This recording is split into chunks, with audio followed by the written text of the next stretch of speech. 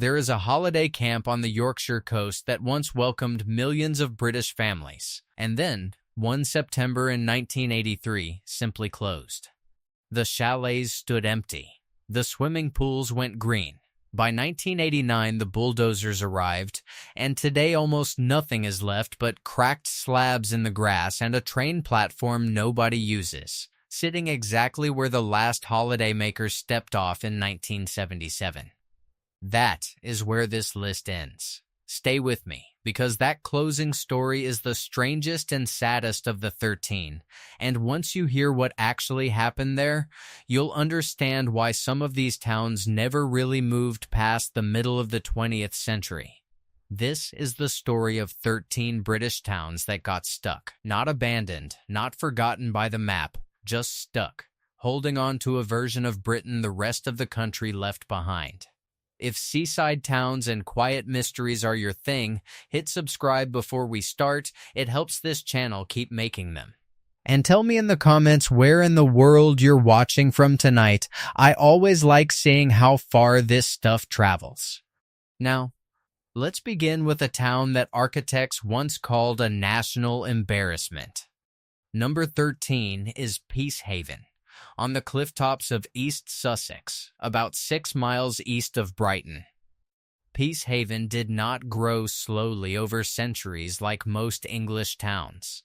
It was invented almost overnight in 1916 by a property developer named Charles Neville, who bought farmland above the channel and laid it out on a strict American-style grid, with roads running straight regardless of the terrain. He first called it New Anzac-on-Sea, hoping to sell plots to returning Australian and New Zealand soldiers, before a naming competition settled on Peacehaven instead. Because there was almost no planning law at the time. The earliest residents built whatever they could afford, using recycled army huts and old railway carriages as houses. By 1924, the population had already reached 3,000. The architectural critic Thomas Sharp called it a national laughingstock in 1932, and even the great Nicolaus Pevsner later described it as a disgusting blot on the landscape. And yet the grid never went away. Walk through Peacehaven today, and the street pattern is still the same rigid geometry that shocked planners a century ago. A strange little slice of pre-war improvisation sitting on some of the most dramatic chalk cliffs in England. The prime meridian itself runs straight through the town, marked since 1936 by a stone monument on the cliff edge, which only adds to the sense that Peacehaven exists slightly outside the normal flow of British time. It survived because nobody with the authority to unmake it ever did. That same stubbornness, the refusal to be tidied up by outsiders, shows up again a little further along the coast, in a town built around a single, brilliant, out-of-place building. Number 12 is Bexhill-on-Sea, tucked between Hastings and Eastbourne on the East Sussex coast. For most of its history, Bexhill was a quiet, slightly forgettable resort, popular mainly with retirees. So much so that locals still half-jokingly call it God's waiting room. Then, in 1935, the town's mayor, the 9th Earl de la Warr, pushed through a public competition for a radical new seafront building, and the result was the De la Warr Pavilion, a gleaming white modernist structure of steel and glass with cantilevered balconies like the deck of an ocean liner, designed by the German Meiger architect Erich Mendelsohn. It was, and still is, one of the most advanced buildings ever put up on the English coast. And it landed in the middle of a town that otherwise stayed almost willfully old-fashioned around it. By the 1990s, the pavilion itself had fallen into a kind of shabby decline, one historian describing it as stuck in bedroom slippers and curlers, before a careful restoration in the 2000s brought it back. But walk the streets around it today, and Bexhill is still, At heart, the same sleepy retirement town it was 70 years ago, with one gleaming, futuristic building standing in the middle of it like a spaceship that landed in the wrong decade and never left. Not every frozen town needed an architect to keep it that way. A little further north up the Suffolk coast, one town simply used its own geography as a wall against the 20th century. Number 11 is Southwold, on the Suffolk coast, and geography did most of the work here. The town sits on a low hill almost completely surrounded by water, with the River Blythe to the south and a creek called Buss Creek to the north, so there has only ever been one road in. That isolation limited how far the town could physically expand, and locals leaned into it, deliberately keeping out the big supermarket chains and amusement arcades that transformed most other English seaside resorts. The White Lighthouse, standing at the center of town since 1890, is still a working aid to shipping. The local Adnams brewery still stands beside it, and the rows of brightly painted beach huts along the front look almost unchanged from old postcards. Even one of the town's most famous residents, the model Twiggy, who rose to fame as a teenager in the 1960s, is remembered here as part of that same unhurried small-town story. Southwold became a magnet for film and television crews precisely because it photographs like a town time forgot, without anyone needing to fake it. A seaside town that simply declined to modernize while everyone around it did. Not every town on this list chose its own fate so cleanly. The next one had greatness thrust on it by the railway, then had it taken away just as fast. Number 10 is Grange-over-Sands, on the Cumbrian side of Morecambe Bay. Before 1857, it was barely more than a cluster of fishing cottages. But the arrival of the Furness Railway that year changed everything almost instantly. And within decades, it became known as the Torquay of the North, thanks to a mild microclimate warm enough to grow palm trees on the seafront. Wealthy industrialists from Lancashire and Yorkshire built grand villas here, and at its peak, as many as 40,000 visitors were arriving each summer, drawn by old brochures calling it the loveliest spot on the Lakeland coast. The town gained ornamental gardens, elegant hotels, and in 1932 an open-air seawater lido that became the pride of the promenade. Then the tide, quite literally, turned. The River Kent shifted its course away from the town over the following decades, leaving the once golden sands silted up and grassed over. And the Edwardian glamour drained out along with the water. The lido closed in 1993 and still stands there today, derelict and boarded up despite various rescue plans, a cracked concrete monument to a resort that peaked before most of its visitors were even born. Some towns got stuck because the modern world moved past them. One remarkable village down in Devon simply refused to let the modern world in at all. Number 9 is Clovelly, on the North Devon coast, and this one is stuck by design, not by accident. The village has belonged to only 3 families since the middle of the 13th century, and the current owner inherited the estate from his mother in 1983. Because it is privately owned, Clovelly was never subjected to the road building and car access that reshaped nearly every other British village. Its main street is a steep, cobbled lane dropping 400 feet down a cliff to a small stone harbor, still completely closed to vehicles. The novelist Charles Kingsley spent part of his childhood here, and the parish church still holds a monument to him among its Norman stonework. Goods are moved the way they always have been, on wooden sledges, traditionally pulled by donkeys stabled near the top of the hill. Visitors pay an entrance fee that funds the upkeep of the whitewashed cottages and the ancient harbor wall, which is really just a formal way of saying Clovelly's owners have spent decades paying to keep the modern world mostly out. Not every town on this list had that luxury of control. In North Wales, one resort embraced everything modern all at once. and then watched it collapse within a single generation.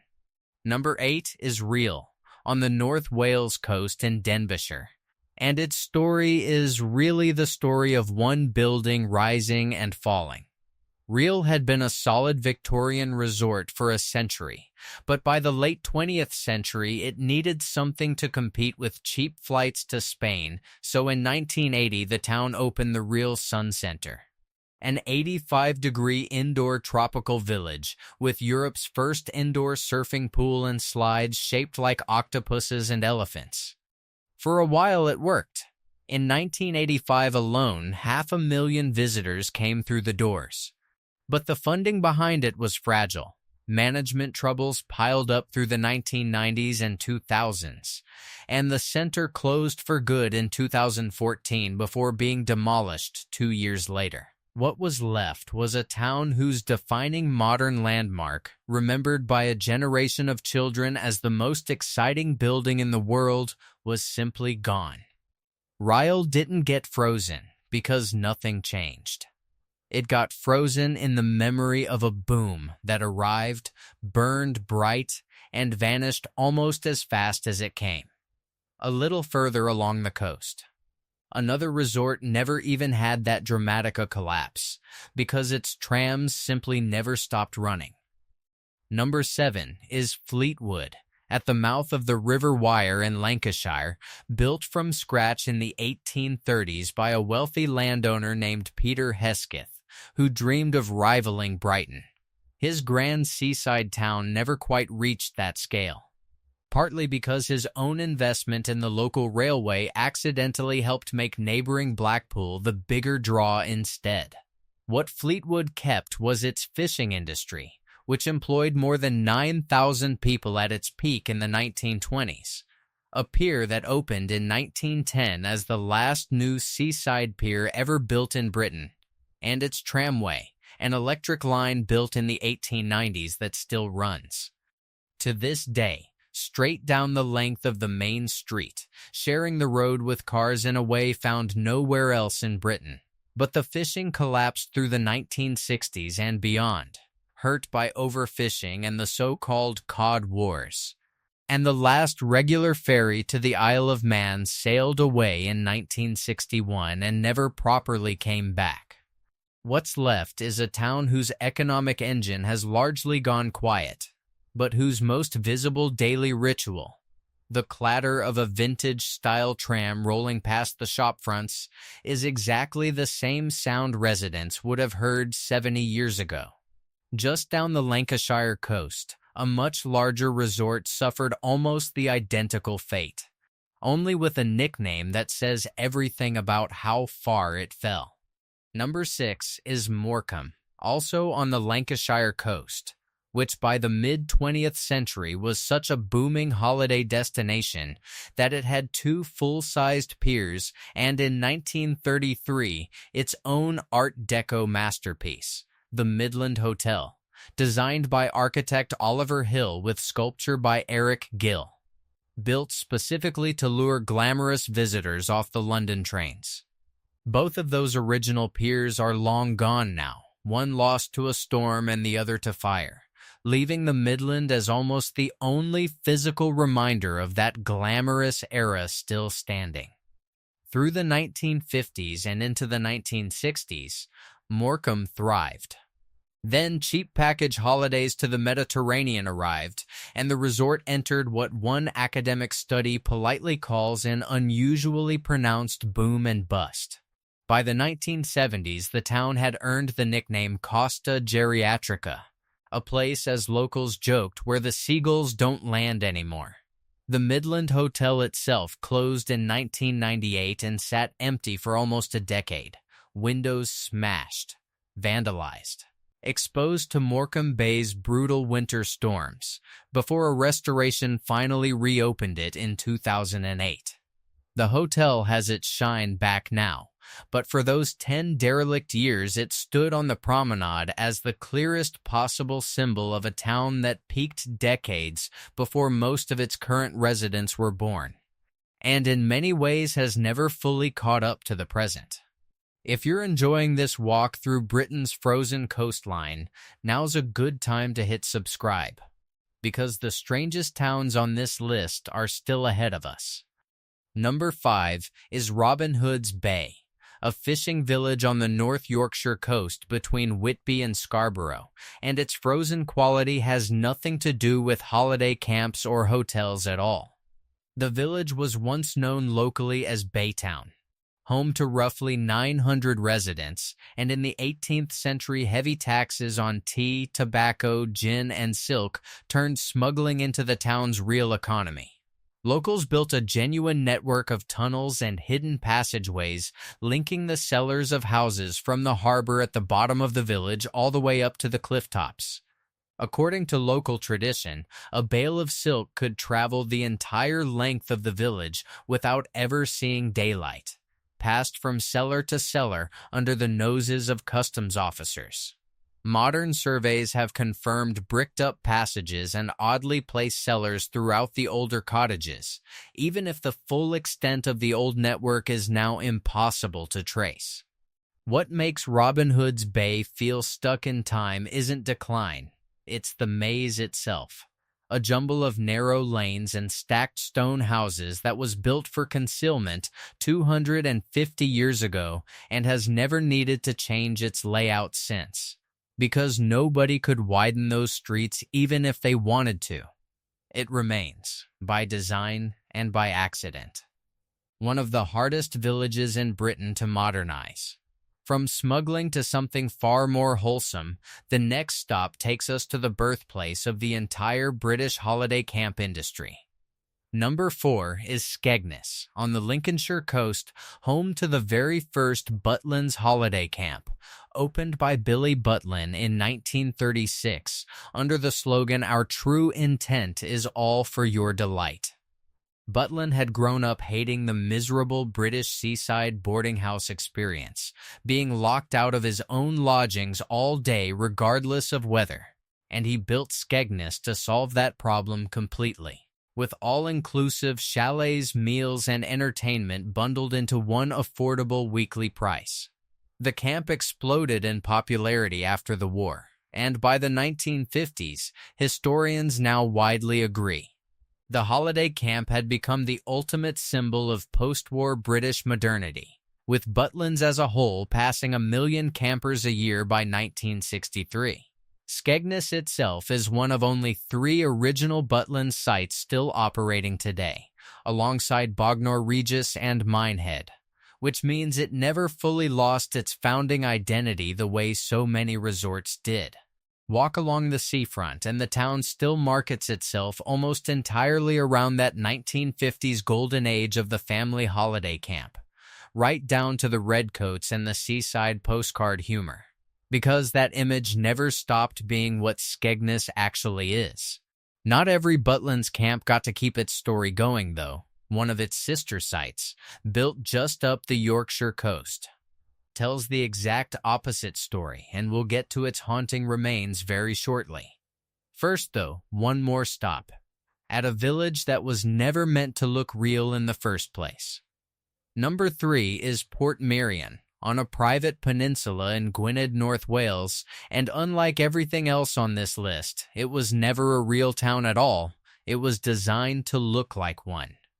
The Welsh architect Clough Williams Ellis bought the land in 1925, calling it a neglected wilderness, and spent the next 50 years building an Italianate fantasy village of pastel-colored buildings, ornamental ponds, and salvaged architectural fragments rescued from demolished buildings across Britain, which he affectionately called his home for fallen buildings.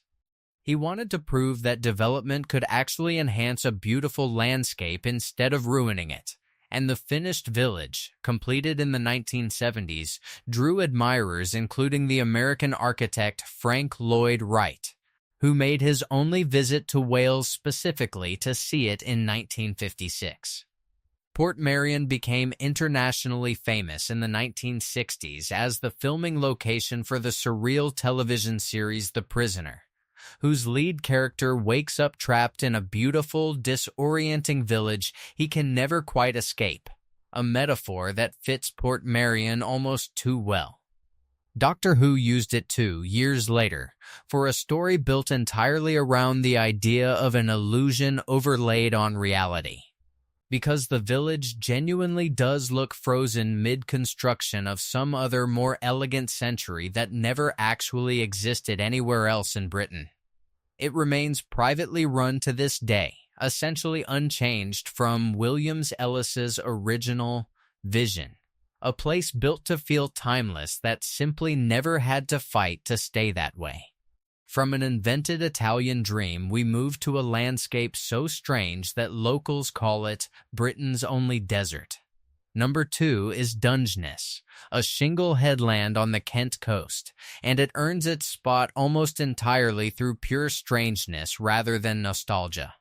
Scattered across the flat, wind-scoured shingle are old fishermen's shacks, rusting boat winches, 2 lighthouses, a working nuclear power station, and, standing incongruously among the scrub, 3 massive concrete structures known as the Denge Sound Mirrors.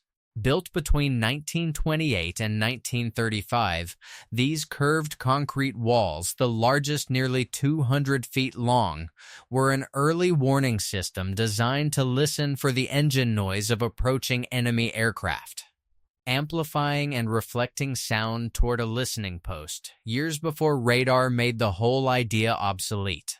They still stand today, officially protected as scheduled monuments, looming over the reeds like something from another planet, and getting close to them means crossing a narrow, rickety bridge onto what is technically an island. Nearby sits Prospect Cottage, the black weatherboarded home and gravel garden of the filmmaker Derek Jarman, who spent his final years building sculptures out of driftwood and beach stones in the shadow of the power station. Dungeness never modernized in any conventional sense, because it never really had a conventional shape to begin with. A landscape locked somewhere between the 1930s and something closer to science fiction, changing almost imperceptibly year to year. And now, finally, we arrive at the town I promised you at the very beginning, the one with the strangest, saddest ending of them all. Number 1 is Filey, on the North Yorkshire coast just south of Scarborough, and this is the story of Butland's Filey Holiday Camp, a place that for 4 decades was pure joy for millions of British families, and today exists almost entirely as a memory. Construction began in 1939, but the outbreak of the Second World War meant the site was finished as a military training base instead, serving as RAF Hunmanby Moor until Billy Butland reclaimed it in 1945. Once it reopened as a holiday camp, its own dedicated railway branch line brought visitors directly from the main coastline starting in 1947. Complete with its own station built exclusively to serve the camp. Through the 1950s, families flooded in every summer for a fully self-contained holiday experience of chalets, entertainment, dance halls, and a small narrow-gauge railway installed around the grounds in 1953.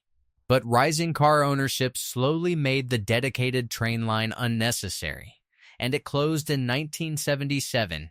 4 of its platforms simply left standing on private land, unused, exactly as they were on the final day of service.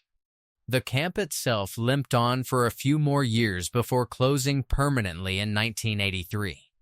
Demolition work began in 1989, and when a former camper walked the site in 2001, decades after his own summer working there as a teenager in 1968, he found the chalets still standing in ruins, fountains dry and cracked, the outlines of the old outdoor and indoor swimming pools still visible in the overgrown grass, a whole world of post-war happiness quietly dissolving back into the coastline.